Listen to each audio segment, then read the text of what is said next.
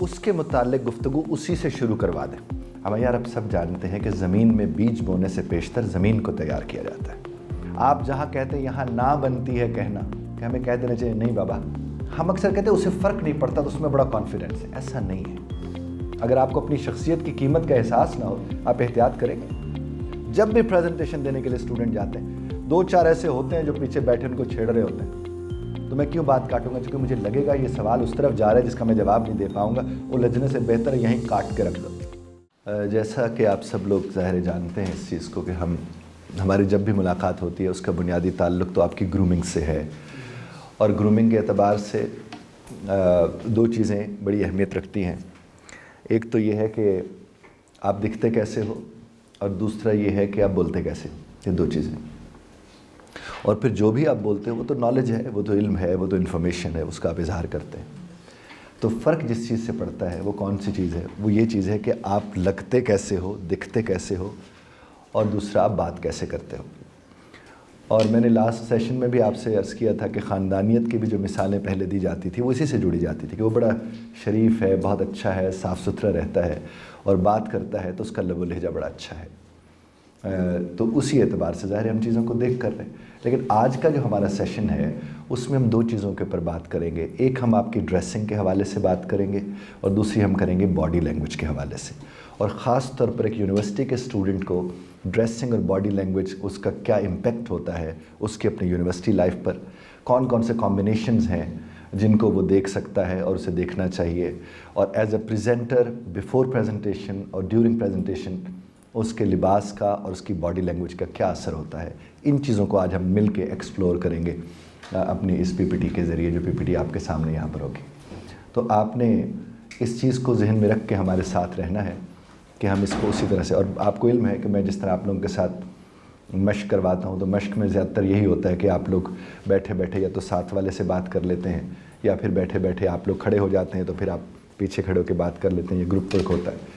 तो मेरी कोशिश रहती है कि मैं आप लोग को पेयर वर्क, पीयर वर्क और साथ ही साथ क्या उसे बोलते हैं ग्रुप वर्क वो करवाऊँ, होल क्लास वर्क भी हम करें। तो ये सब चीज़ें साथ रहती हैं, तो हम उसी को इसी एतबार से देखने की कोशिश करेंगे। और आप थोड़ा सा अगर गौर फरमाएंगे, ये ज़रा देखिएगा,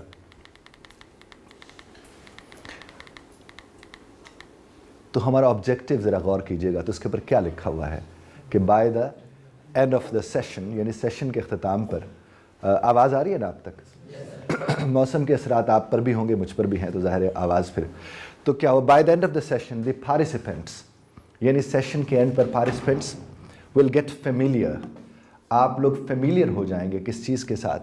आप जनाब वाला फेमिलियर हो जाएंगे with the ways to ensure suitable dressing, कि आपका जो ड्रेसिंग है वो मौजू मुनासिब लिबास और साथ ही साथ अप्रोप्रिएट बॉडी लैंग्वेज, आप उसको देख सकेंगे कौन से सेटिंग में, सेमी फॉर्मल और फॉर्मल में।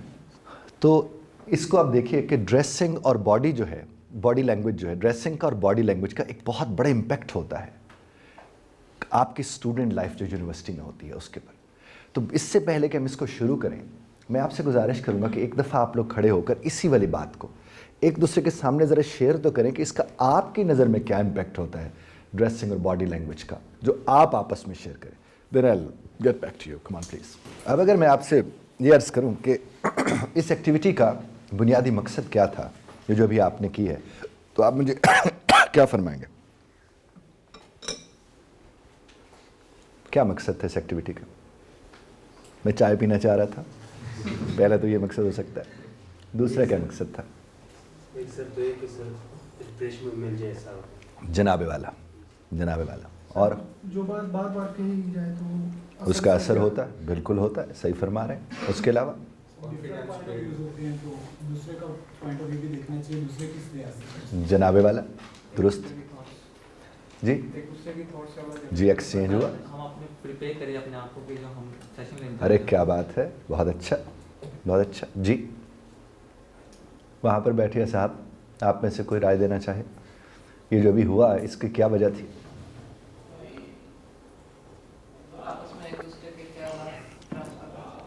जनाबे वाला, बिल्कुल ये भी एक वजह थी।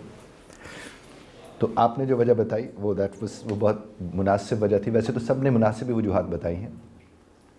अब किसी भी मौजू पर गुफ्तगू करने के लिए अगर आपने अपने सामे को, अपने सुनने वाले को तैयार करना हो तो उसके मुतालिक गुफ्तगू उसी से शुरू करवा दें, फिर उसका दिलचस्पी लेने का मामला ही उससे मुख्तलिफ होता है।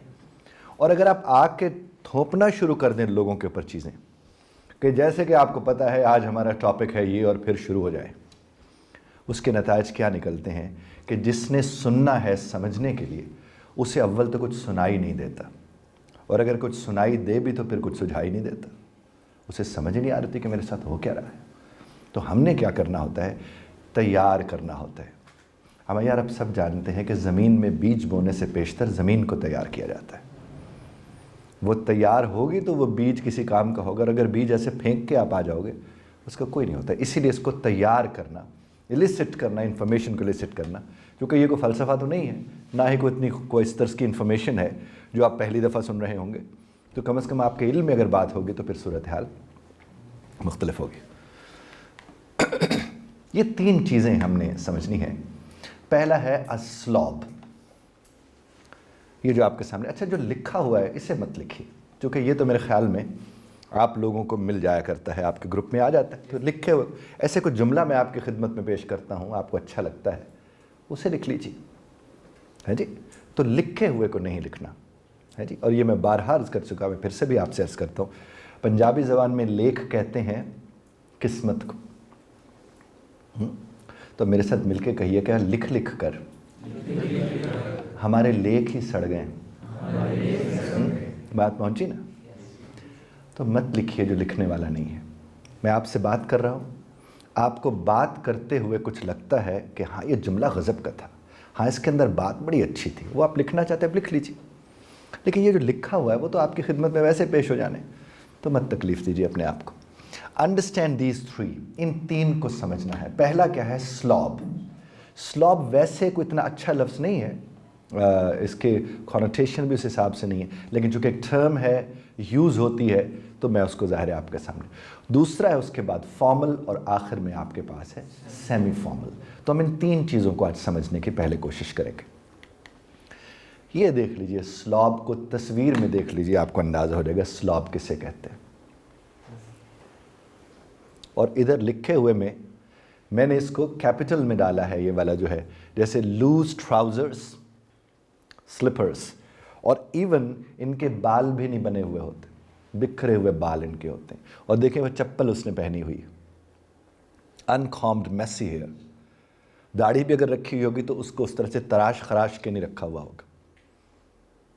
Am I clear? ये कौन होता है, स्लॉब, जो कि कैजुअल के नाम पे नुकसान करता है।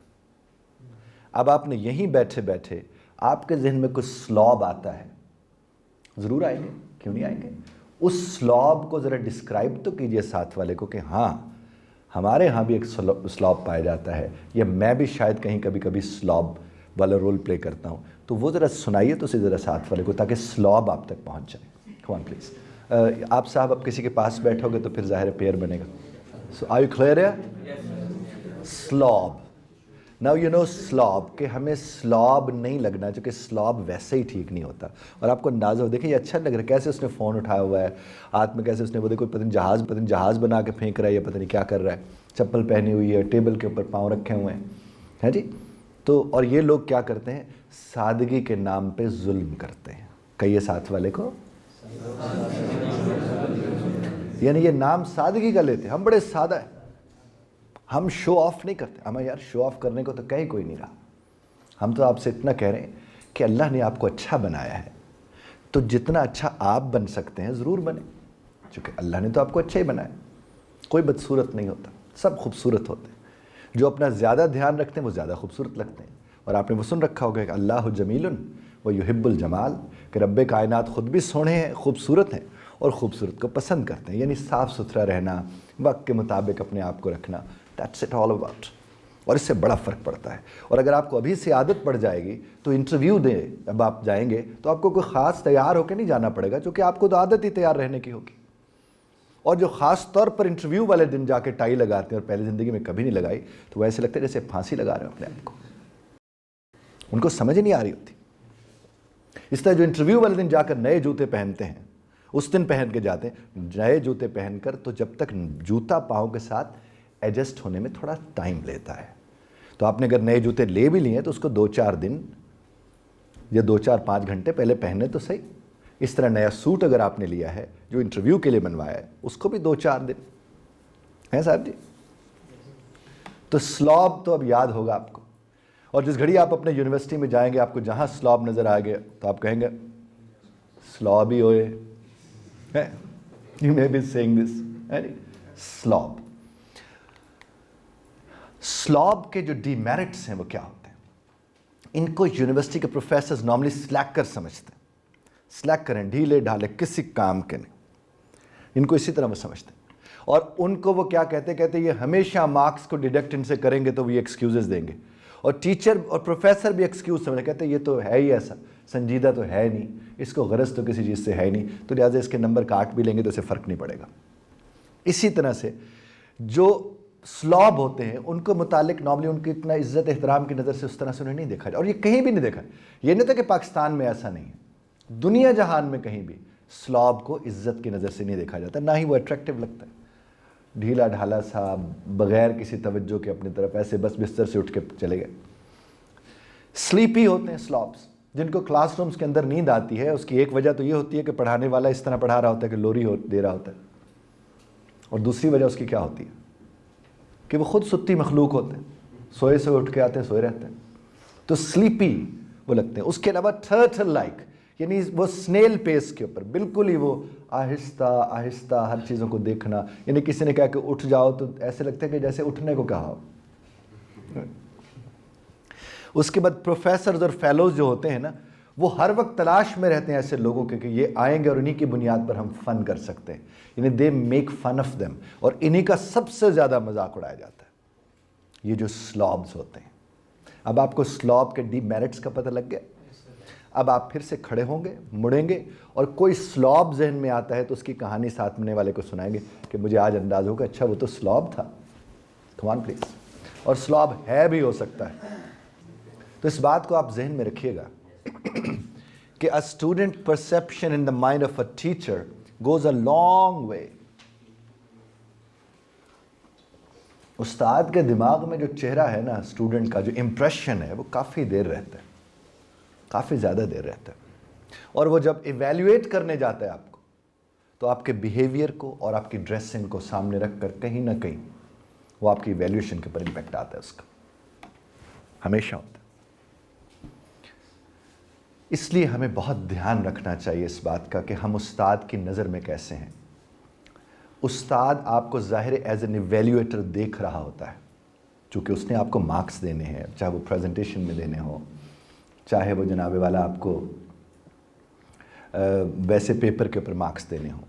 तो जो ही आपका पेपर आएगा, आपका नाम आएगा, आपका इमेज आएगा, और अगर आपके इमेज में स्लॉब वाला इमेज आएगा तो आपके मार्क्स वो मिलेंगे जो स्लॉब के हिस्से में आने हैं। And this is very much obvious.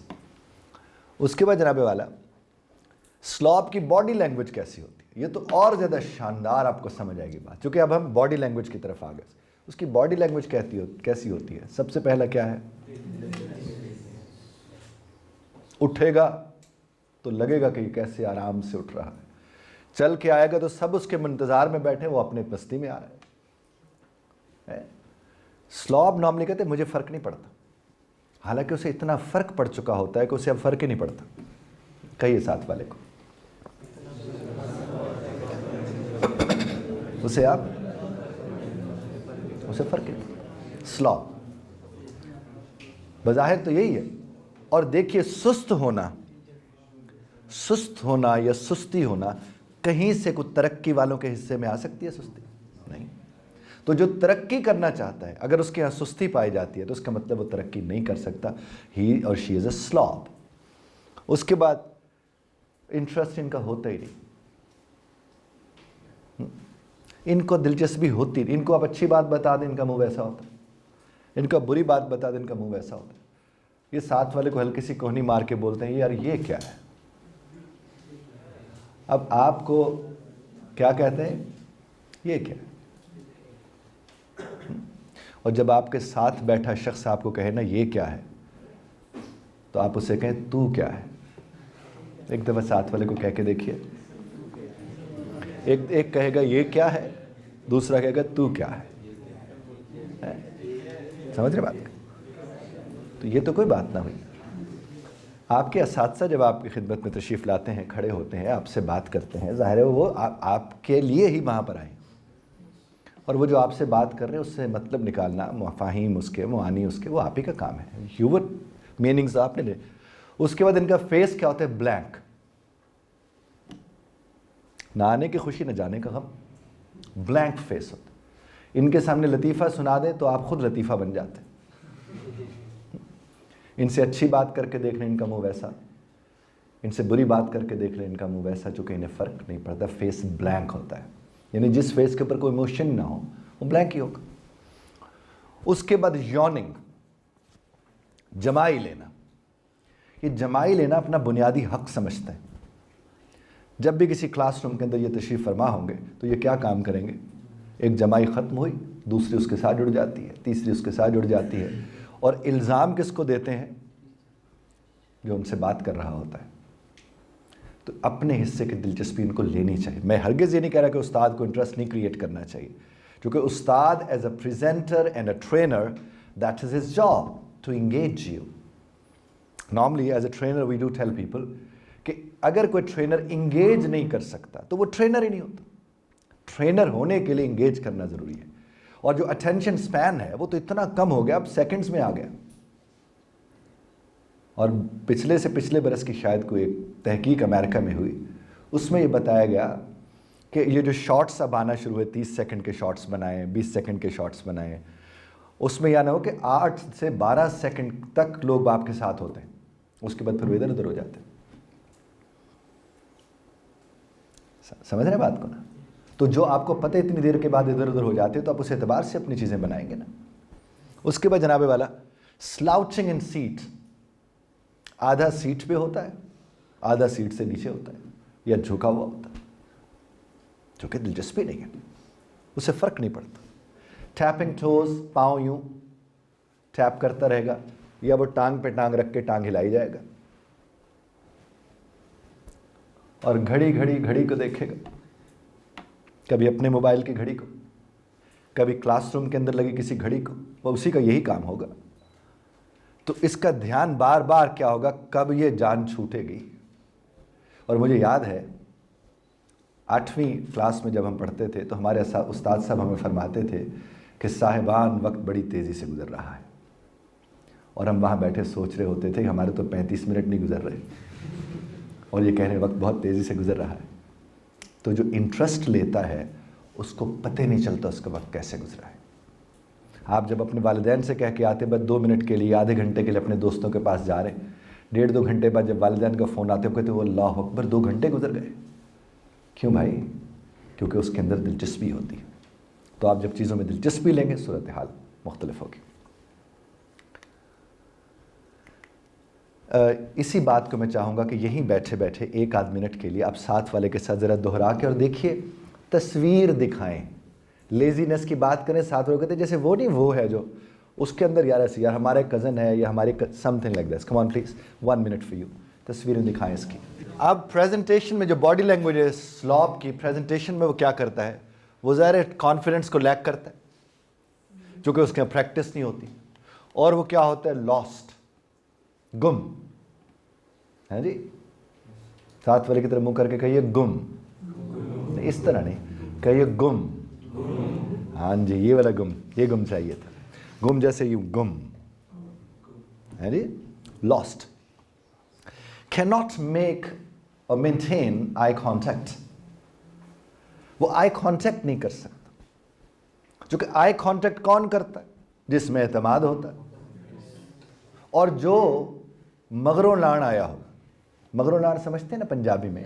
यानी ऐसे सर से उतार देना है, उसको गैर अहम समझ के करना, कोई बात नहीं तो क्या हो जाएगा करके करना। तो वो इस तरह से, और फॉरगेटिंग मेन, और मेन पॉइंट से भूल रहे होते हैं। फिर वो एक एक को तरस भरी निगाहों से देख रहे होते हैं कि तू को दस दे, तू को दस दे, तुम कुछ बता दो, तुम कुछ बता दो। वो इर्द गिर्द लोगों को देख रहा होता है जो उसकी मदद को आ जाए, चूँकि वो। और ड्यूरिंग अदर्स प्रेजेंटेशन वो क्या करता है? डूडलिंग, खाम खा अहमकाना हरकतें। टॉकिंग, दूसरे साथ वाले से बात करता पाया जाएगा। ये वो लोग होते जो खुद तो नहीं सुन रहे होते, दूसरों को भी नहीं सुनने दे रहे होते, और ऐसों को क्या कहते हैं? बामुराद नामुराद। कहिए, ये रब्बे कायनात उन्हें भी नवाज रहा होता है और उनके साथ वाले को भी, लेकिन वो ऐसे होते हैं ना खुद को नवाजे जाने देते हैं ना साथ वाले को, तो इसलिए वो क्या हुए? बामुराद नामुराद। तो टॉकिंग टू अदर्स एंड अनअटेंटिव, पूरा उसमें खाली नज़रों से, तवज्जो ध्यान कोई नहीं। देखिए साहब, जब तक आप तवज्जो नहीं देते ना, चीज़ें आपकी तरफ मुतवज्जे नहीं होती। आपने किसी भी चीज़ को अपनी तरफ मुतवज्जे करना हो, आप तवज्जो दें, आप ध्यान दें। बड़ा खूबसूरत किसी ने कहा था कि ध्यान की ज़मीनों में, ध्यान की रास्ते जुदा हों तो दूर जा निकलने में देर कितनी लगती है? आप लम्हों में सदियों का सफ़र तय कर लेते हैं। अगर आपके ध्यान की ज़मीनों का रास्ता जुदा हो तो आप एक लम्हे को देखें, पलक झपकते ही कितनी फाइलें दिमाग में खुलती है। एक लम्हे को सीन आता है यूनिवर्सिटी का, अगले लम्हे सीन आते हैं बस में बैठे हुए, फिर अगले लम्हे आते आप मोटरसाइकिल पर आ रहे थे, फिर उससे अगले लम्हे आपको लगता है कि आप क्लासरूम में बैठे सुन रहे हैं, फिर कोई था टिकटॉक का वीडियो आप देख रहे हैं। ये सारे आपको लम्हों के अंदर अंदर ये सारी तस्वीरें आपकी आंखों से गुजरना शुरू हो जाती हैं। और होता क्यों है? ध्यान। तो ध्यान बहुत बड़ी ताकत है और वो आपके यहाँ सबसे ज़्यादा ज़रूरी, यानी आप ऐसे सुने एज एन एक्टिव लिसनर कि सुनाने वाले को तो सुनने का मज़ा आए सो आए, बैठे लोगों को भी सीखना नसीब हो कि सुनते कैसे हैं। तो आप सुनकर सुनना सिखा सकते हैं। कहिए 3 दफ़ा साथ वाले को।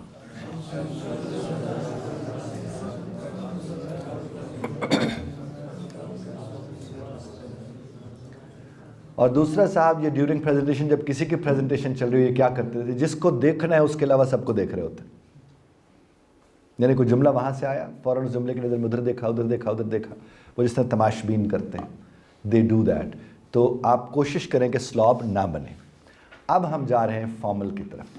स्लॉब को लेकर कोई आपके जहन में सवाल हो, आप पूछना चाहें, मैं हाजिर, फिर हम आगे बढ़ जाएंगे। वैसे तो स्लॉब की अच्छी तस्वीर कशी हो गई, तस्वीरी शक्ल में आपके सामने आ गया, और आपके दिमागों में कितने स्लॉब आए भी होंगे। आए थे स्लॉब दिमाग में? सिर्फ मुझे नंबर बता दीजिए। 1 आया था, 2, 3, नाम मत लीजिएगा। 1 आया था जी, आपके जहन में भी 1 आया था? 1 आया। उस वक्त कहीं आईना तो सामने नहीं था ना? अच्छा, वो नहीं था, वो नहीं था। अच्छा, आईना ही था, आईना ही था जी, आईना ही था। हाँ, आईना ही था, हो सकता है। तो you have to be more than extra careful. ठीक है, तो आपको इसको बाद ये देखिए, आप ये काम और भी कर सकते हैं कि आप जब अपने बिस्तर से उठते हैं तो बिस्तर से उठने के बाद जहाँ सामने आपकी नज़र पड़ती है साइड पे, वहाँ पर लिख लीजिए M I a स्लॉब, M I a स्लॉब। आप अपनी तरफ देखेंगे करेंगे तो कम से कम उसके बाद आप उस दिन स्लॉब नहीं होंगे। You can do that. Like आपका वो जो मिरर है उसके ऊपर पट्टी के ऊपर लिख लें am I a slob, no I am not. तो आप you have to ensure that thing too. जी, आप सब कुछ फरमाना चाह रहे थे सर? जो स्लॉब होते हैं जी, 1 मिनट ज़रा, उनसे फिर आपकी तरफ आता हूँ जी। सर, आपने कहा स्लॉब, आपने सारी चीज़ें बताई, जनाबे वाला, इसका मकसद मतलब ये है कि जो बंदा स्लॉब होगा वो अपनी लाइफ में नाकामयाब होगा। बुनियादी तौर पर मैं इसको कामयाबी और नाकामी से नहीं जोड़ रहा, मैं इसको एक चीज़ से जोड़ रहा हूँ कि उसके मुतालिक लोगों की क्या राय होती है। That's it. हाँ, चूँकि हम दुनिया में रहते हैं, हमारी नकल की जाती है, हमें देखा जाता है। अगर हमें कोई देख के अच्छी राय कायम करेगा तो हम अच्छे इंसान होंगे ना। तो हमें कोशिश करनी चाहिए कि हम जिसको भी नज़र आएँ वो हमें देखकर उसकी राय अच्छी बने। दैट्स इट, यही एक मकसद है। बाकी कामयाब नाकाम की तो डेफिनेशन ही और है मेरी जान। आजकल तो साहब ना अहल के मेयार पर पूरा उतरने वाला कामयाब है। कहिए 5 दफ़ा साथ वाले को।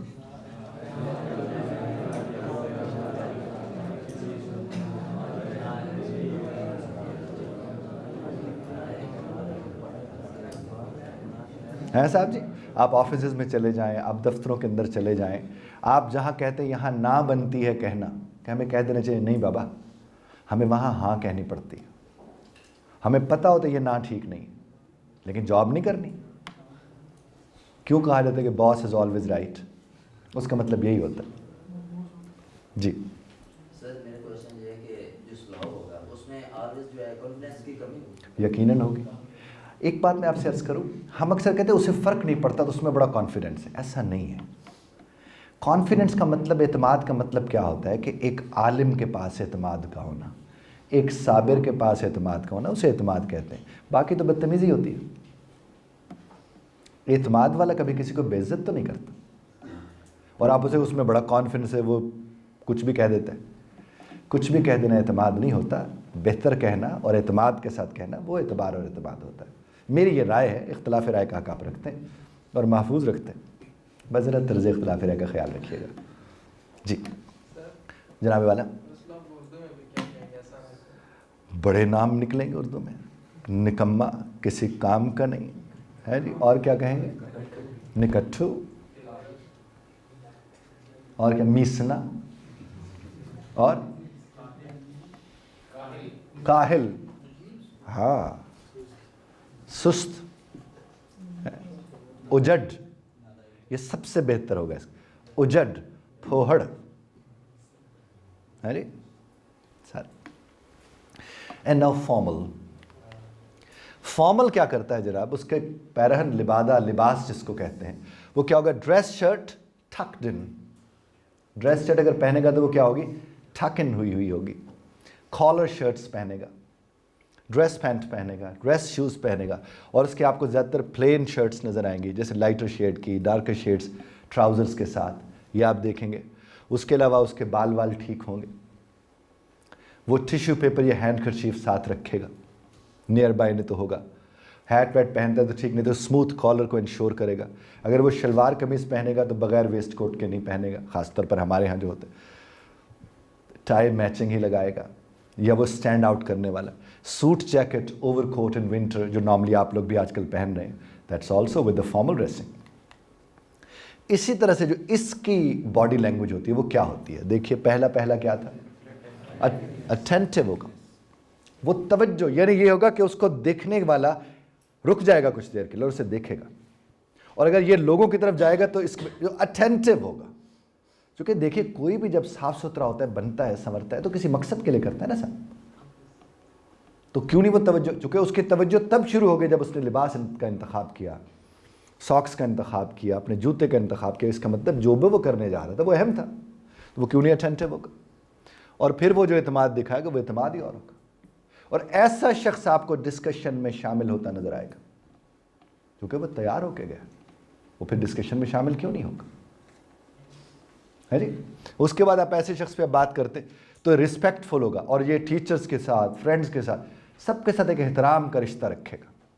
आप इसे लोफरपन इसके अंदर नहीं देखेंगे, क्योंकि उसे पता है कि वो खुद भी कीमती है और उसकी राय भी कीमती है और उसका होना भी कीमती है। वो अपने वजूद की कीमत का एहसास रखता है, तभी वो फॉर्मल होता है ना। आप एहतियात कब करते हैं?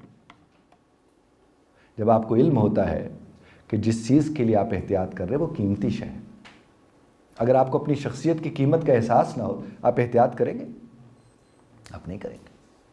उसके बाद जनाबे वाला, प्रेजेंटेशन में जब ये साहब आते हैं तो क्या होते हैं? ये वेल प्रिपेयर्ड, स्टिलनेस, ये दौड़े नहीं लगा रहे थे स्टेज के ऊपर, और ये भी नहीं कि एक जगह इन्हें कील लगा हुआ होता है, ऐसा भी नहीं होता।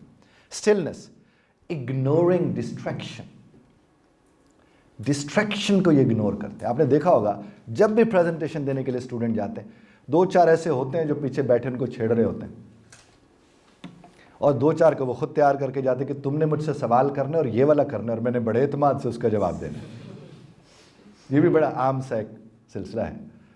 तो पीपल डू दैट। साथ वाले की तरफ मुंह करके एक दफ़ा मुस्कुरा दीजिए। इस मुस्कुराहट में अगर किसी ने दांत भींच लिए थे तो इसका मतलब वो मुस्कुराने में दिलचस्पी नहीं रखता था। और तीसरी बात ये हो सकती है कि वो शायद शायनेस हो उसके अंदर क्या हो सकती है? शायनेस हो सकती है, क्योंकि मुस्कुराना कोई आम काम थोड़ी है। ओपन माइंड टू क्वेश्चन, जो भी सवाल किए जाते हैं वो सवाल को पूरा बराबर सुनता है और अपनी राय देता है। अब ये ज़रूरी नहीं कि आपकी बात मैं सुनूं और मैं कहूं, जिस तरह साहब ने मुझसे सवाल किया, मैंने अपनी राय दी है, दैट्स इट। और अगर मैं उनकी बात वहीं काट लूं तो मैं क्यों बात काटूंगा? क्योंकि मुझे लगेगा ये सवाल उस तरफ जा रहा है जिसका मैं जवाब नहीं दे पाऊंगा, उलझने से बेहतर है यहीं काट के रख दो। ये गैर मुनासिब है। और एतमाद पते कब आता है? जब आपके अंदर ये ताकत हो कि मुझे इल्म नहीं है तो मैं इजहार करूँगा कि मुझे इल्म नहीं है, फिर ताकत आ जाती। और अगर आपके यहाँ इल्म हो और आपसे कोई सवाल करे और आप अपनी राय दें और उसमें जज्बाती ना हो, तो आपकी राय का एहतराम होता। जज्बाती आदमी की राय का अक्सर एहतराम नहीं होता, उसका एतबार ही नहीं होता। ठहराओ, दलील देना, राय देना, बड़ा काम है ये। मैंने इसके ऊपर मशक करवानी है आप लोगों को, राय देने के ऊपर इंशाअल्लाह।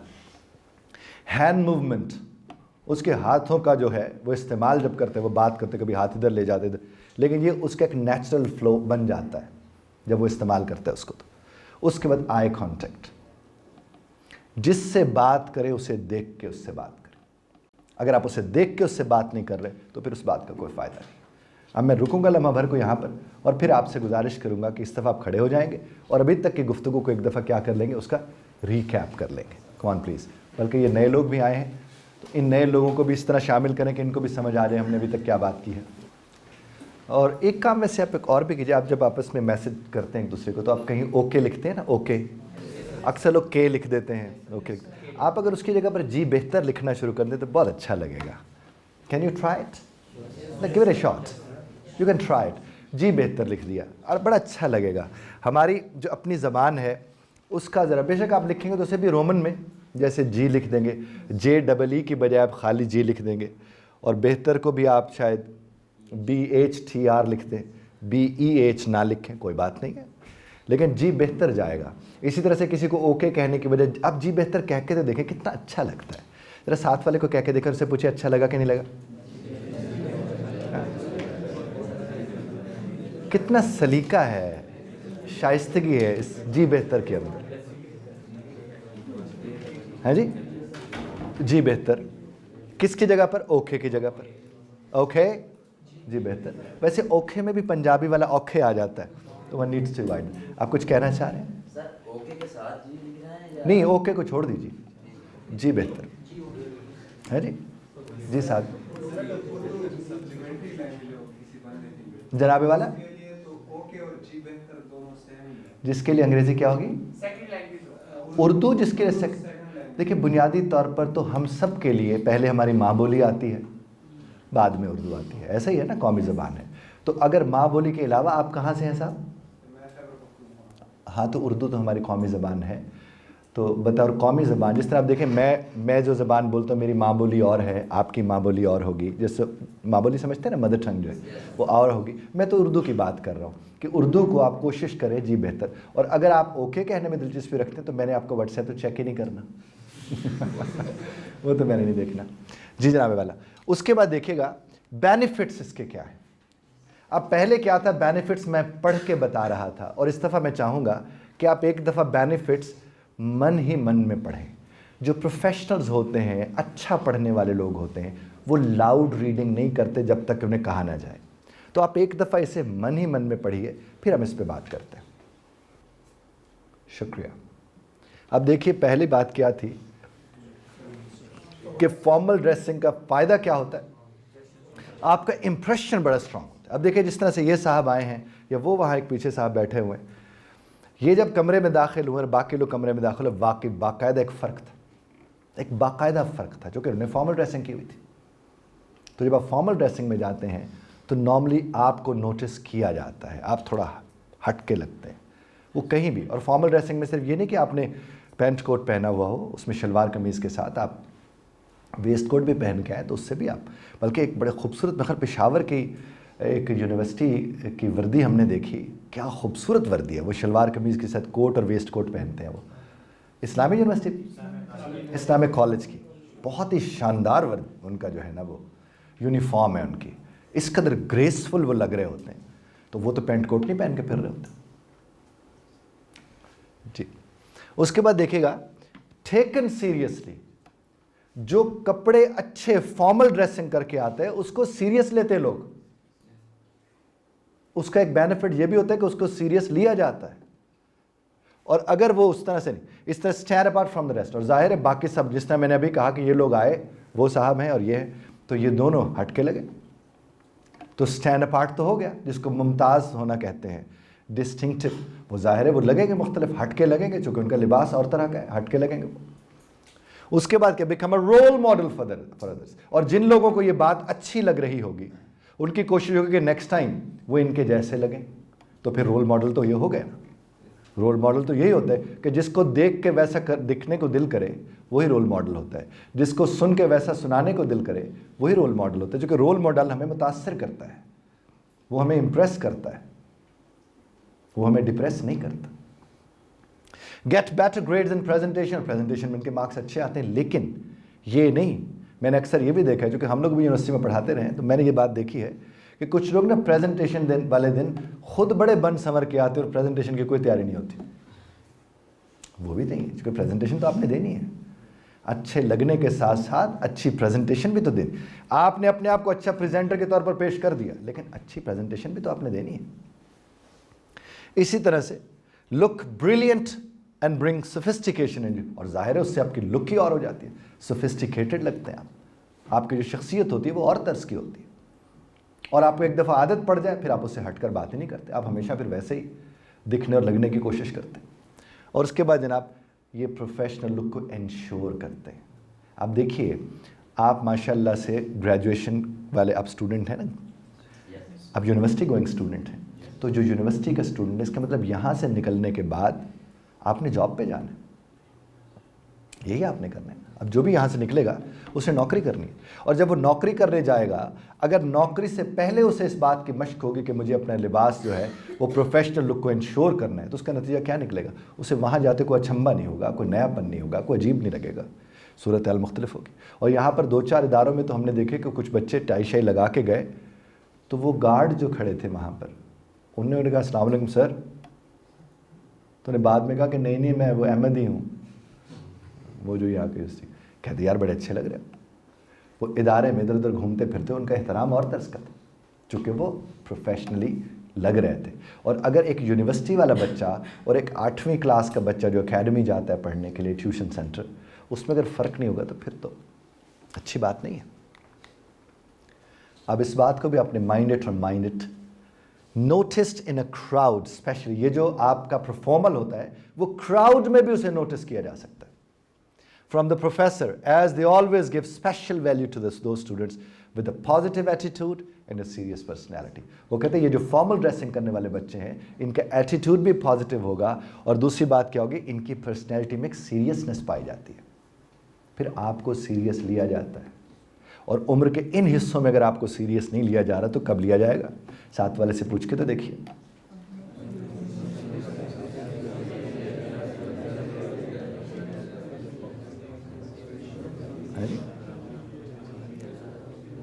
बात पहुंच रही है?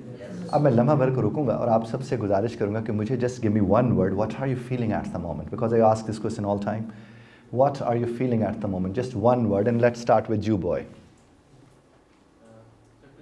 प्लेजेंट, आखिर में बदला लफ्ज़ आप, you are feeling pleasant. The fellow sitting next to you, motivated, and the one there active. अच्छा, मुझे ना फीलिंग चाहिए, थॉट नहीं चाहिए। You know what feeling and thought difference क्या होता है? बताइए ज़रा।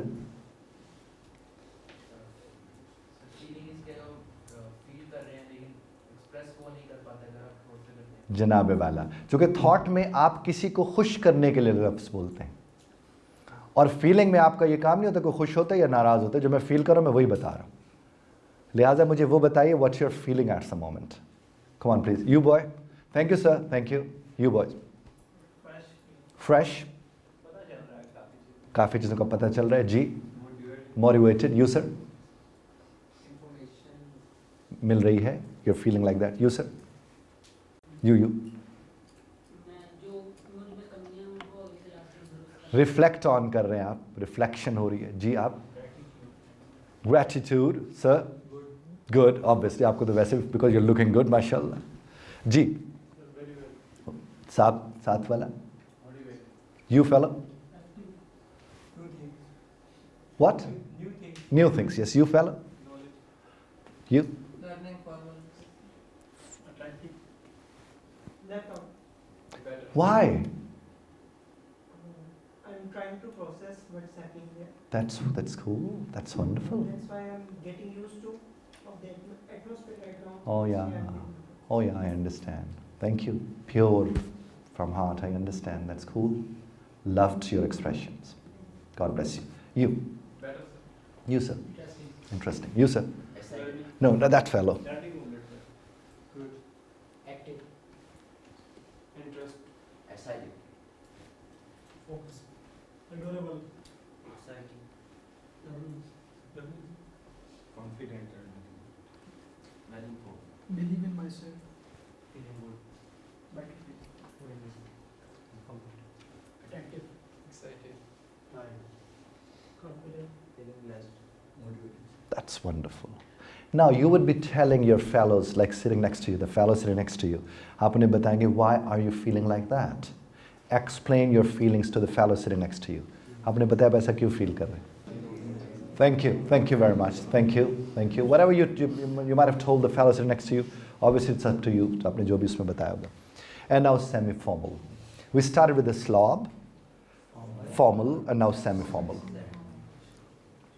ये मिक्सचर होता है स्लॉब एंड फॉर्मल का. जब मैं इसे बना रहा था तो मेरे ज़हन में था कि मैं पहले स्लॉब के बाद सेमी फॉर्मल लाऊं. मुझे फॉर्मल इसलिए लाना पड़ा क्योंकि मुझे मिक्सचर बताना था स्लॉब का और फॉर्मल का, इसलिए ज़रा तरतीब इसकी यूँ रही. इसकी लुक जो होती है एन अप्रोचेबल लुक होती है इसकी. फॉर्मल की लुक अप्रोचेबल नहीं होती. फॉर्मल के करीब जाने से, उससे बात करने से थोड़ा सोचना पड़ता है. ये अप्रोचेबल होता है. ये जीन्स पैंट पहनते हैं, विच इज़ नॉट कि वो ऐसा नहीं कि it's not bad at all. इस तरह से ये टी शर्ट और ड्रेस शर्ट पहनता है और उसकी शर्ट्स आपको कभी ठक्ड नज़र आएगी, ठक्ड इन, कभी नहीं ठक्ड होगी. स्नीकर्स के साथ normally you people might have been wearing right now too. किसी भी रंग की सॉक्स, किसी भी रंग का बेल्ट पहन लेगा और ड्रेस शर्ट के साथ टाई ना भी लगाए तो उसका काम चल जाता है. बाल कम से कम ये बना के रखता है. Dawning on a sweater, dawning होता है डॉन वाला टाइप स्वेटर के साथ, और proper blazer in the winter, ये पहनता है. लेकिन जब ये प्रेजेंटेशन के लिए जाता है तो इसका कॉन्फिडेंस होता तो है लेकिन शेकी होता है. इसका कॉन्फिडेंस होता है लेकिन वो कॉन्फिडेंस कैसा होता है? शेकी. कभी कॉन्फिडेंस पकड़ लेता है, कभी नहीं पकड़ता, और ये पार्शली लॉस्ट होता है. फुली लॉस्ट तो वो होता है, ये पार्शली कभी गुम हो जाता है, कभी जाहिर हो जाता है. वो बादल और चांद वाला खेल होता है. पार्शल आई कॉन्टैक्ट, कभी नज़र भर के देख लेगा, कभी देख लेगा, कभी नहीं देखेगा. और मेरे साथ मिलके कहिए कि जो सबको देखते हैं वो देखते हैं, और जो किसी किसी को देखते हैं वो ताड़ते हैं. बात पहुंच रही है ना? जो हाँ, और एक ताड़ू से भी ज़्यादा ख़तरनाक होता है. कहिए कौन? कहिए कौन? जो ताड़ू को ताड़ता है. अक्सर साथ वाले को यूं ठहोका दे के कहते हैं देखो वो उसे देख रहे हैं. ये सबसे ज़्यादा ख़तरनाक होते हैं. ये सबसे ज़्यादा ख़तरनाक होते हैं. ये कभी कामयाब नहीं होते क्योंकि इनका काम ही कोई और होता है ना. तो बहरहाल फॉरगेट पॉइंट्स समटाइम्स, इसको कभी कभी पॉइंट्स भूल जाते हैं, हर वक्त नहीं, जिस तरह स्लॉब को भूलते हैं.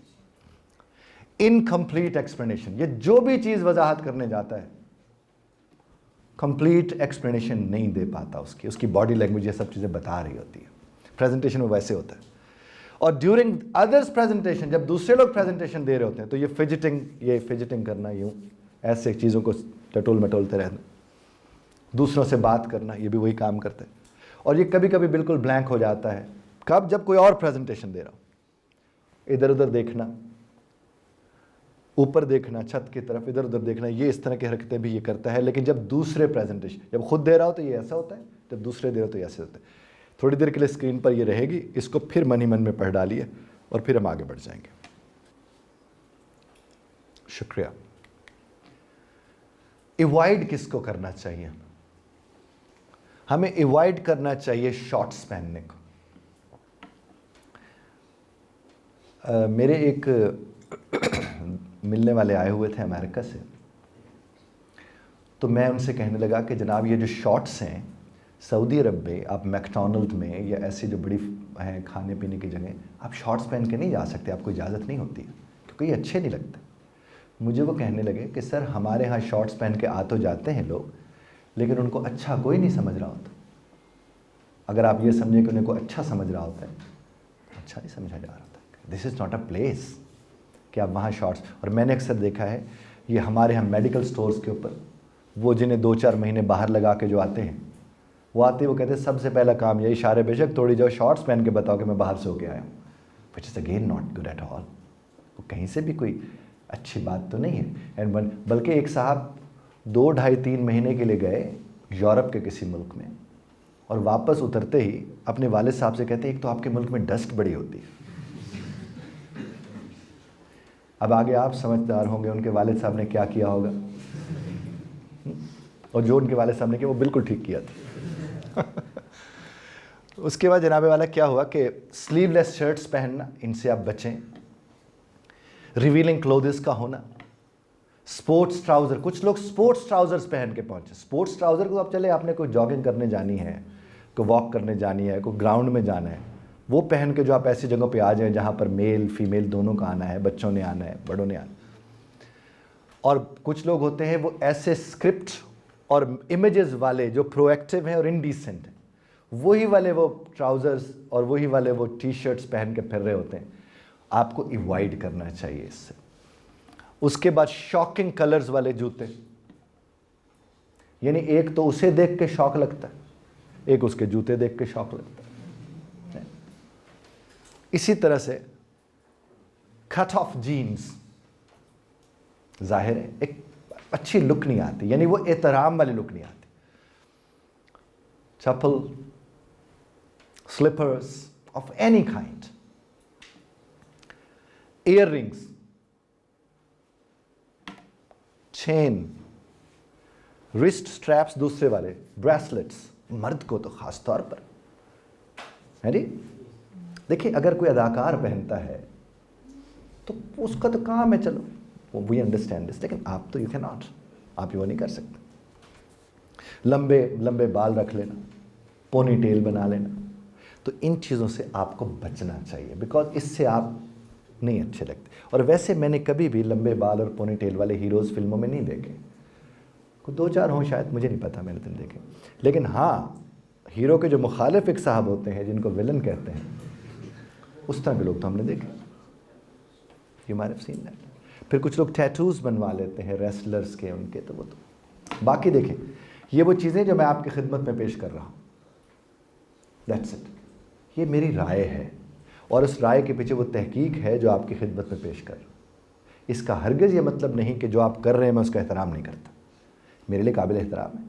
मैं तो आपको दावत दे सकता हूँ, हिदायत तो मेरे अल्लाह की तरफ से। कासिम अली शाह साहब ने भी इस इदारे के अंदर जो भी कोशिश वो कर रहे हैं वो यही है कि दावत दे रहे हैं, हिदायत तो मेरे अल्लाह ने देनी है। देखिए मैं आपकी खिदमत में हाज़िर हूँ और भी बहुत से लोग आते रहते हैं, आपकी खिदमत कर रहे हैं, मकसद क्या है? दावत देना। मैं भी यहाँ पर खड़ा और मैं कहूँ नहीं ये बात तुम्हारे दिमाग में घुसा के मैंने आनी है और तुमने मुझे इसी तरह करके दिखाना है, ऐसा नहीं होता। अरे जो अपने आप को ना मनवा सके वो किसी को मनवा सकता है? कहिए साथ वाले को, नहीं मनवा सकता। तो हमें कोशिश क्या करनी चाहिए? अपने आप को मनवाने की। जब आप अपने आप को मनवा लेते हैं आपकी बात में असर होता है। और आपको दावत देनी चाहिए, जज्बाती होके नहीं। जज्बाती होकर दावत देने वाले को तो खुद ज़रूरत होती है हिदायत की। Colours matters. अब हम कलर्स की तरफ जाने से पहले आपके कुछ सवालात हो हम ले लेते हैं, उसके बाद फिर हम कलर्स एंड कॉम्बिनेशन जो लास्ट हमारा है सेगमेंट उसको हम देखेंगे। अभी तक की बात पर कोई सवाल हो तो मैं हाजिर।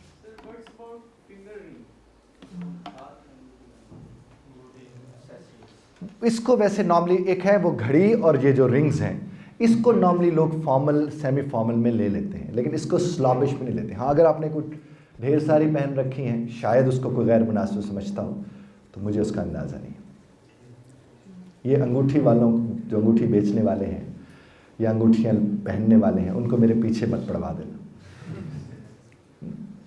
ठीक है? जी जी जी जी जी बिल्कुल, उसी एतबार से। जी जी बल जो मैंने वही अर्ज़ किया कि मैं जो तहकीक की बुनियाद पर सामने वो मैं अर्ज़ कर रहा हूँ। जी सर आपकी क्या राय है कि इस ब्रांड को रिंग पहननी चाहिए कि नहीं? बिल्कुल पहननी चाहिए, यहाँ भी चलिए जी जनाब वाला, कलर मैटर्स, रंग मैटर करते हैं। You can call the correct variety of colors an art that anyone, yes even you can master. आप उसे कर सकते हैं। And colors, उसका अपने ये जो आर्ट है मिक्स एंड मैचिंग क्लोथिंग का, आपको ख़ास तौर पर ये जो न्यूट्रल कलर्स हैं जिनको प्राइमरी कलर्स कहते हैं, और नॉर्मली हम ये वैसे देखते भी हैं, जैसे ब्लैक है, ग्रे है, वाइट है, ब्राउन है, नेवी है और इवन डार्क ऑलिव है। आप इन्हीं कलर्स में प्ले करें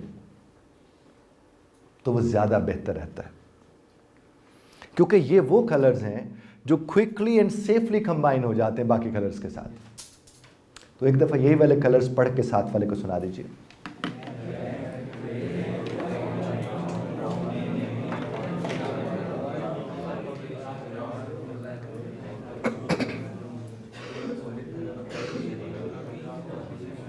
है जी।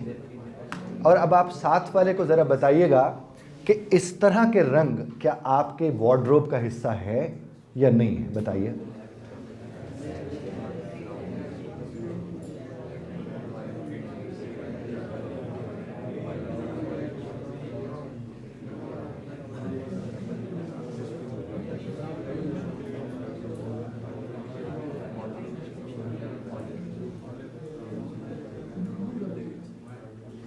शुक्रिया। ये देख लीजिए,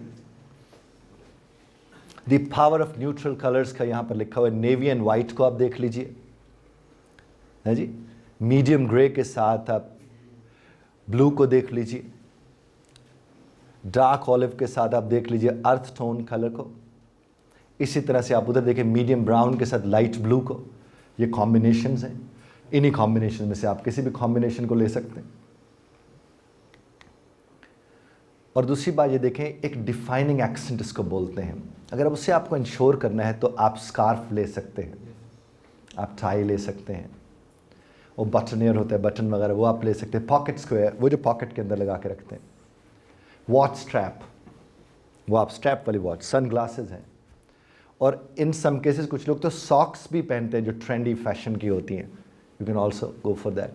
लेकिन एक चीज़ हमेशा जहन में रखें कि they should supplement other elements.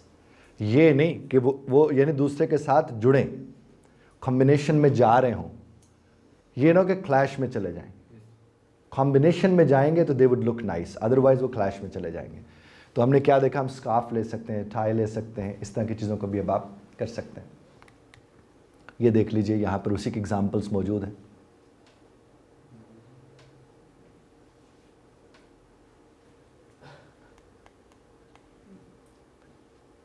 जी खोजिए, ये देखिए, semi formal dressing for university. ये थी फॉर्मल के मानो में, ये सेमी फॉर्मल में। आप लोग इस तरह पहनते हैं चीज़, तो ये सेमी फॉर्मल में आता है। आप पहन सके, स्नीकर्स भी पहने हुए हैं सब। नॉर्मली स्टूडेंट्स यूनिवर्सिटी के यही नॉर्मली दे वियर दैट। ये है प्रेजेंटेशन और इंटरव्यूज़ के लिए ये लुक। और इसमें आप क्या देखें, क्वालिटी फैब्रिक होना चाहिए, जैसे ग्रे है, ब्राउन है, नेवी है, उसको वाइट शर्ट या पैटर्न टाई के साथ। अब ये पैटर्न टाई आपके सामने आई हुई है। अब फिर अब braces could set the look of just right, ये भी हो सकता है। इसी तरह से ब्लैक और डार्क ब्राउन शूज़ और जो सॉक्स हैं वो भी कंप्लीट करते हैं आपके लुक को। You can do that. और ये जो पेशावरी चप्पल है, ये भी प्रोफेशनल्स के हाथ ही है। इसको बाकायदा प्रोफेशनल वर्ड में तस्लीम किया जाता है कि अब you can wear that Peshawari चप्पल। ये देखिए, आप अगर पार्टी के लिए ड्रेसिंग करें तो वो ज़ाहिर डिफरेंट होती है। जैसे आपके एनुअल डिनर्स होते हैं, बाकी पार्टीज़ वगैरह होती हैं, उनकी ज़ाहिर ड्रेसिंग इज़ एंटायरली डिफरेंट, उसमें आप कर सकते हैं। लेकिन एक चीज़ मैं आपसे अर्ज़ करूँ, आप लोगों की तो ज़ाहिर शादियाँ नहीं हुई, ये जो वलीमे का सूट होता है वो कभी ऑफिस पहन के नहीं जाते।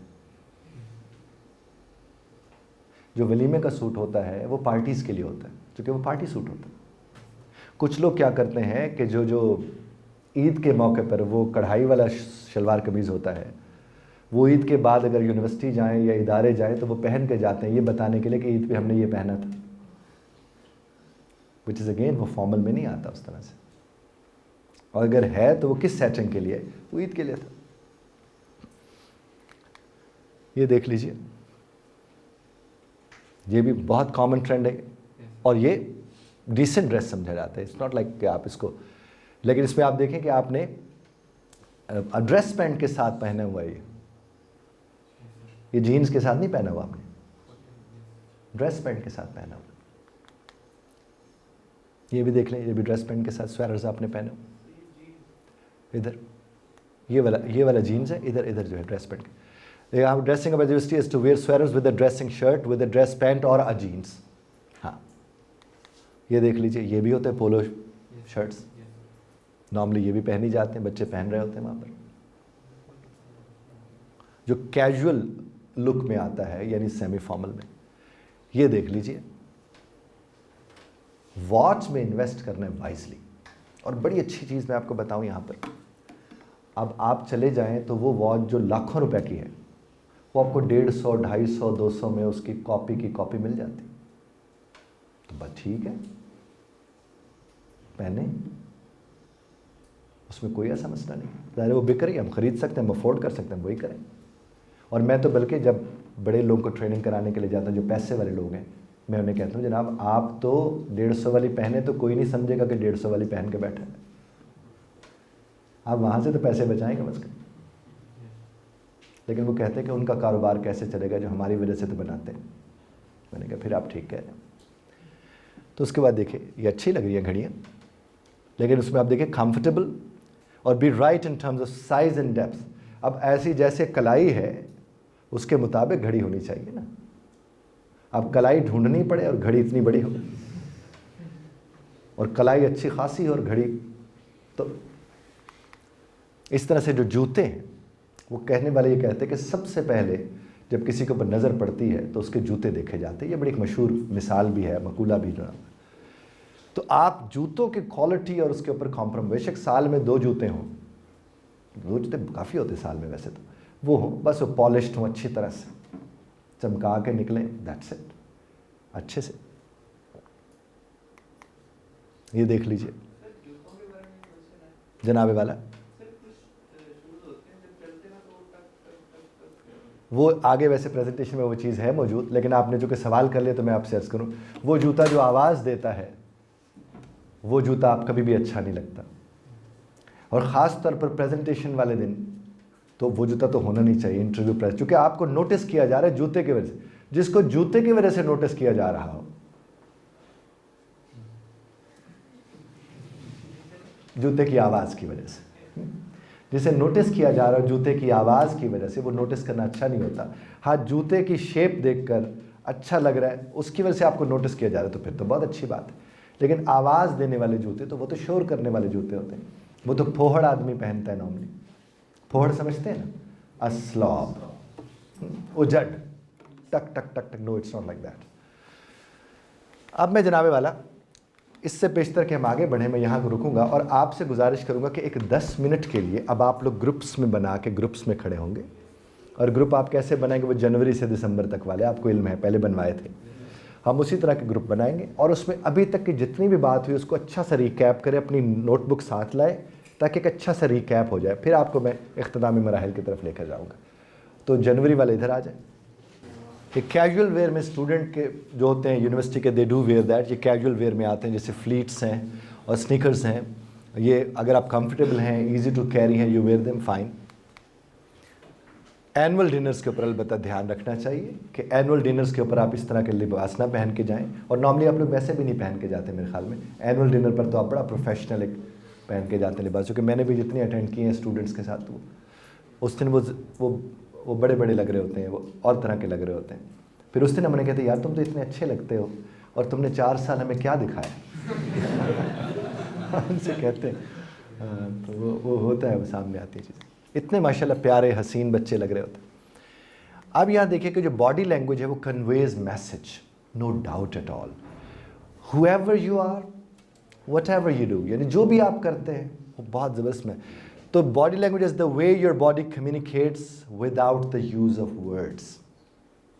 आपको याद होगा जब मैं मेहरेबियन रिसर्च आपके सामने मैंने रखी थी कि जिसमें 55% आपका दिखना दिखता है, है जी, और 38% आपकी आवाज़ और 7% the knowledge that you share. तो इंक्लूड्स जैसे आपके हैंड जेस्चर्स हैं, आपका पोस्चर है, आपके फेशियल एक्सप्रेशंस हैं, आपके मूवमेंट्स हैं that send messages of their own, जो कि खुद ही मैसेज दे रहे होते हैं। और बॉडी लैंग्वेज कॉन्शियसली भी होती है, अनकॉन्शियसली भी होती है। अगर आप कुछ अर्सा कॉन्शियस रहते हैं तो वही चीज़ आहिस्ता आहिस्ता आपके अनकॉन्शियस का हिस्सा बन जाती है। फिर आपको सोच के वैसा नहीं करना पड़ता, वो ऑटोमेटिकली वैसा होना शुरू हो जाता है। तो दिस यू कैन डू। ये आपको दिखाई थी तस्वीर मैंने पहले भी कि देखें ये मैसेजेस कन्वे हो रहे हैं, हो सकते है उसे पता ही ना हो, लेकिन जो इनको देख रहा है उसे ये मैसेज मिल रहा है। कि जैसे इनको देखकर मिल रहा है कि वो डिफेंसिव है, उसको देखकर बड़ा एरोगेंट है, उसको देखकर लग रहा है वो इनॉयड है, इसको देख लग रहा है इरिटेटेड है, वो हैप्पी लग रहा है, वो कंफ्यूज्ड है, वो वरिड है। इनमें से कोई भी आपसे बात नहीं कर रहा लेकिन आप तक बात पहुंचा रहा है जी। तो यही this is what is called body language. आप यहाँ पर बैठे, मैं आपसे बात कर रहा हूँ, आप में से जिसको अच्छी बात लगती है, मुझे मैसेज मिलता है कि उसको अच्छी बात लगी। जो कहते हैं ये क्या यार, तो वो भी मैसेज मिलता है। और साथ वाला इतना नहीं ख्याल रख रहा कि उसकी तरफ मुंह करके उसको देखे तो सही ये क्या वाला मुंह बना हुआ है, तो मैं उसको कह दूं कि तू क्या यार। तो बॉडी लैंग्वेज प्रेजेंटेशन में ख़ास तौर पर जिन चीज़ों का ध्यान रखना चाहिए उसमें एक ये है स्माइल, मुस्कुराइए। जितना मुस्कुराएंगे अपनी प्रेजेंटेशन के दौरान उतना फ़र्क पड़ेगा उससे। दूसरी, मुस्कुराने और दांत निकालने में फ़र्क होता है, कहिए साथ वाले को।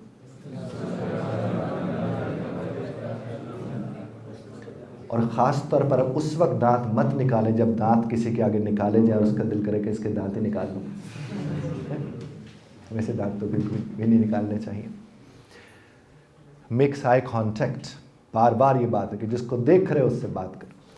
यूज जेस्चर्स फॉर एम्फेसिस, जब भी किसी चीज़ पे एम्फेसाइज करना है, जोर देना है, तो वो फिर जेस्चर्स को यूज़ करते हैं। और projects voice to the last row, यानी आवाज़ इतनी हो कि आखिर तक जाए। अगर आधे अधूरे हाल तक आवाज़, और ख़ास तौर पर जहाँ कार्पेटेड होते हैं रूम्स, वहाँ पर दब जाती हैं आवाज़ें, तो ध्यान रखना चाहिए। स्टैंड स्ट्रेट, स्लाउच नहीं करना। And then avoids walks purposefully, यानी उसने चलना है तो सिर्फ चलने के लिए नहीं चलना, विद अ पर्पस, किसी बामकसद को वजह होगी तो वो चलेगा, वैसे नहीं। Avoids shifting from side to side, कभी यूं झूलना थोड़ी है। Does not place hands in pocket, और जेब में हाथ नहीं रखने। हाँ, ठंड की मौजूदगी में हो सकता है, जैसे सर्दियों में आपको जेब में हाथ रखने पड़ जाते हैं, लेकिन ज़्यादा देर मत रखिए।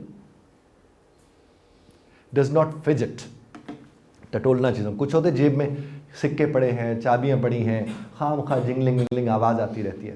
This again not good at all. Use hand gestures while speaking, वही बात जो मैंने आपसे अर्ज़ की कि बात करते हुए अपनी आवाज़ के साथ अपने हाथों को तब लेकर जाते हैं जहाँ किसी बात पे जोर देना मकसद होता है। अब ये है रिफ्लेक्ट ऑन करना है आपने, जो आपका एग्जिस्टिंग स्टाइल ऑफ ड्रेसिंग है, जो आपका है, और जो आपका एग्जिस्टिंग नॉन वर्बल कम्युनिकेशन का स्टाइल है, and start working on it. उसके ऊपर अब काम करना आपने शुरू करना है फ्रॉम दिस मोमेंट ऑनवर्ड, इसी लम्हे से आगे कि अब मुझे ज़रा हट के। और उसका बेहतरीन तरीका है, जब भी आपको इस तरह का लिबास पहने, आपको लगे कि मैंने चेंज की कोशिश की है, आप उसकी अच्छी सी तस्वीर बनाएं। और अगर आपके इस ग्रुप में इजाज़त हो शेयर करने की, आप शेयर करें, नहीं तो मुझे तो शेयर कर ही दें। मैं तो कम से कम देख के खुश हूँ कि मेरे बच्चे माशाल्लाह से हैं, बदल रहे हैं। और ये जो आप बदल रहे हैं, ये मेरे लिए नहीं बदल रहे, ना फाउंडेशन के लिए बदल रहे, ये आप अपने लिए बदल रहे हैं। फाउंडेशन और हमारे हिस्से में तो सवाब आएगा, और आपके हिस्से में दोनों चीज़ें आएंगी, हुक्म मानने का सवाब, हिदायत लेने का सवाब, और ज़िंदगी भी आसान होगी। तो पॉजिटिव बॉडी लैंग्वेज जो होती है उससे क्या होता है, आपकी पूरी बॉडी की जो ओवरऑल पर्सनैलिटी है उसमें चेंज आता है। सेल्फ एस्टीम बढ़ जाती है, सेल्फ कॉन्फिडेंस बढ़ जाता है, लोगों के सामने, असातिज़ा के सामने को जो परसेप्शन है आपका एक अच्छे शख्सियत होने का, वो पैदा होता है। ऑडियंस अट्रैक्ट होते हैं, आप चार्मिंग फिगर बन के सामने आते हैं। पब्लिक स्पीकिंग में भी आप जाएं तो यूँ कहें जो कि आप में कॉन्फिडेंस आया हुआ था, और आपके अंदर जो इस तरह का काम करते हैं, ज़ाहिर है वो चीज़ों को सीरियसली ले रहे हैं, तो उसके रिजल्ट्स भी ठीक आते हैं। और अपनी सलाहियत पर एतमाद पैदा होता है, और आप खड़े हो जाते हैं इस बात के ऊपर कि अब मैं फतह करके दिखाऊंगा, कॉन्कर द वर्ल्ड। तो अब हमें आखिर में जानना क्या ज़रूरी है कि it is our responsibility to ensure what, वही जो हमारा ऑब्जेक्ट शुरू में था, ऑब्जेक्टिव हमारा यही था ना कि हम इंश्योर करें सूटेबल ड्रेसिंग को और अप्रोप्रिएट बॉडी लैंग्वेज को in semi formal and formal setting में। कहते हैं उस्ताद वो अच्छा लगता है जो 4-5 मिनट पहले छोड़ दे। तो अभी आपके 5 मिनट रहते हैं, आपके मन में कुछ सवाल हो तो मैं हाजिर, नहीं तो खुदा आपको अपने हिफ्ज़-ओ-मान में रखे।